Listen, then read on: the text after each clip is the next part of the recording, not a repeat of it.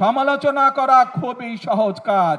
যদি মুরত থাকে আসেন, হাত হাত শার্টের হাত গুটিয়ে হ্যান্ডেল পরে কেচ পরে কোদালাতে মাঠে নামুন, মানুষের জন্য কাজ করুন, দেশের জন্য কাজ করুন, সঠিক কথা বলুন। এমন কোনো কথা বলবেন না যেই কথা বলে দেশে বিশৃঙ্খলা তৈরি হয়, এমন কোনো কাজ করবেন না যেই কথা বললে বিশৃঙ্খলা তৈরি হয় রাজপথে। কারণ স্বৈরাচার বসে আছে, স্বৈরাচারের সাথে বিগত 17 বছর বাংলাদেশ জাতীয়তাবাদী দলের প্রত্যেকটি নেতাকর্মী যুদ্ধ করে টিকেছিল, এই রাজপথেই তারা টিকেছিল। আর কোন রাজনৈতিক অন্য যারা ছিল তারা আমাদের সাথে ছিল। যারা আজকে বড় বড় গলা উঁচু করে কথা বলছে, যারা আজকে বড় বড় গলা দিয়ে বিশৃঙ্খল কথা বলছে, বিভ্রান্তিকর কথা বলছে, 17 বছর মানুষ আপনাদেরকে রাজপথে দেখতে পায় নাই। সমগ্র বাংলাদেশে মানুষ যে বিদ্যুতের কষ্ট পাচ্ছেন, আমি আন্তরিকভাবে তার জন্য দুঃখ প্রকাশ করছি। কিন্তু এই সরকার আপনাদের সরকার, এবং আমরা কাজ করছি যত দ্রুত সম্ভব মানুষকে এই কষ্টের হাত থেকে রক্ষা করার জন্য। আমরা আশা করছি সবকিছু ঠিকঠাক থাকলে আল্লাহর রহমতে, সবকিছু ঠিকঠাক থাকলে আল্লাহর রহমত থাকলে দ্রুতই আমরা এই অবস্থা থেকে মানুষকে বের করে নিয়ে আসতে পারবো, যাতে করে মানুষ কিছুটা হলেও স্বস্তি লাভ করতে পারে। সেই নেতাদের উদ্দেশ্যেও আমি বলতে চাই, যারা মঞ্চে বসে পিছনে ফ্যানের বাতাস খেয়েছে, সামনে হারিকেন রেখেছে। আরেকটি দলের নেতাকে দেখলাম যে উনি কোথায় জানে গিয়েছেন এবং বক্তব্য দিচ্ছেন, তাকে বলে মানুষ শুধু ধরে যে গ্যাস দেন, গ্যাস দেন, গ্যাস নাই, গ্যাস নাই। হ্যাঁ, আমরা তো অস্বীকার করছি না যে গ্যাসের সমস্যা আছে, তবে তার উদ্দেশ্যে আমি বলতে চাই, প্রিয় ভাই বোনেরা, আজকে আমরা দেখছি ফ্যাসিবাদের সময় যেরকম আমরা দেখেছিলাম, যখন আপনাদের এখানকার আরেক প্রার্থী, আপনাদের এই এলাকা থেকে নির্বাচিত আরেক প্রধানমন্ত্রী দেশনেত্রী বেগম খালেদা জিয়া কে আপনারা 91 সালে নির্বাচিত করেছিলেন। উনি যখন 91 সালে দেশ পরিচালনার দায়িত্ব পেয়েছিল, তখন দেশ পরিচালনার দায়িত্ব পাওয়ার পরে আমরা দেখেছি যেই ফ্যাসিবাদকে এই দেশের মানুষ এই দেশ থেকে বিতাড়িত করে দিয়েছে, সেই ফ্যাসিবাদ বলেছিল 1 মিনিটের জন্য বিএনপি সরকারকে শান্তিতে থাকতে দেব না, সেই 91 সালে বলেছিল।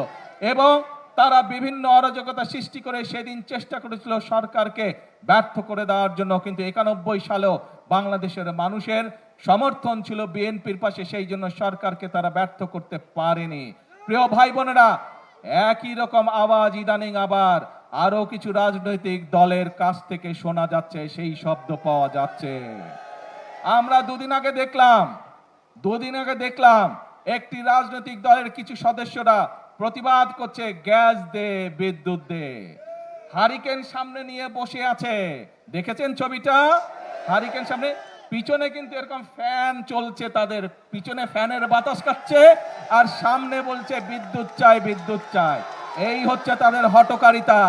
ছবিটা ভালো করে দেখেন, পিছনে ফ্যান ঘুরছে, ফ্যানের বাতাস খাচ্ছে, আর এইদিকে কেরোসিনবিহীন হারিকেন নিয়ে বলছে যে বিদ্যুৎ দে, বিদ্যুৎ দে।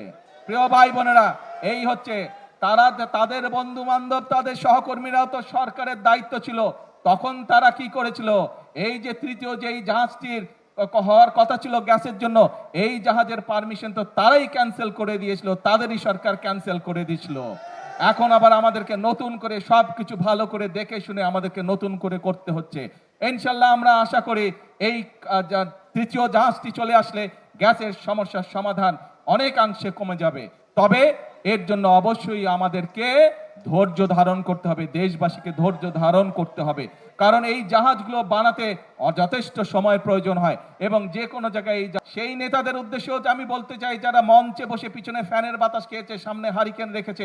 আরেকটি দলের নেতাকে দেখলাম যে উনি কোথায় জানে গিয়েছেন এবং বক্তব্য দিচ্ছেন, তাকে বলে মানুষ শুধু ধরে যে গ্যাস দেন, গ্যাস দেন, গ্যাস নাই, গ্যাস নাই। হ্যাঁ, আমরা তো অস্বীকার করছি না যে গ্যাসের সমস্যা আছে, তবে তার উদ্দেশ্যে আমি বলতে চাই, সেই নেতাদের উদ্দেশ্যেও আমি বলতে চাই, যারা মঞ্চে বসে পিছনে ফ্যানের বাতাস খেয়েছে, সামনে হারিকেন রেখেছে, সবার উদ্দেশ্যে বলতে চাই, বিএনপি জনগণের কাছে জন্য কাজ করছে। বিএনপির পরিকল্পনা রয়েছে জনগণের জন্য, কিভাবে আমরা জনগণের এই জ্বালানি সমস্যার সমাধান করব। ইনশাল্লাহ আগামী এই যে সংসদ 27 তারিখে শুরু হবে, এই সংসদে আমরা সংসদের মধ্যেই আমরা বাংলাদেশের জনগণের সামনে উপস্থাপন করব আগামী 10 বছর আমরা কিভাবে এই দেশের মানুষের জন্য জ্বালানি সমস্যার সমাধান করব, সেই পরিকল্পনা দেব।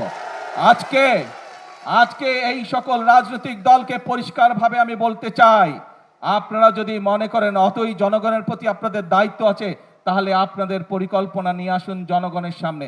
আপনাদের পরিকল্পনা যদি আগামী 3 মাসের মধ্যে সমস্যার সমাধান করে দিতে পারে, তাহলে আমি আপনাদের পরিকল্পনায় গ্রহণ করব। তাদের প্রতি আমি চ্যালেঞ্জ ছুড়ে দিলাম। যেই বিদ্যুতের সমস্যা রয়েছে, যেই গ্যাসের সমস্যা রয়েছে, সেইটি সমাধানের জন্য তারা যদি সরকার থেকে ভালো কোনো পরিকল্পনা নিয়ে আসতে পারে, যে পরিকল্পনা আগামী 3 মাসের মধ্যে, বাদ দেন 3 মাস, আরো 3 মাস আমি তাদেরকে দিলাম, যদি 6 মাসের মধ্যে তারা সমস্যার সমাধান করতে পারে, তাহলে তাদের প্রত্যেকটি পরিকল্পনা আমরা বাস্তবায়ন করব। আর যদি তারা শুধুমাত্র জনগণকে বিভ্রান্ত করার জন্য, দেশকে বিভ্রান্ত করার জন্য এইসব কথা তারা বলে থাকে, তাহলে অবশ্যই তাদেরকে জনগণের কাছে ক্ষমা চাইতে হবে। কারণ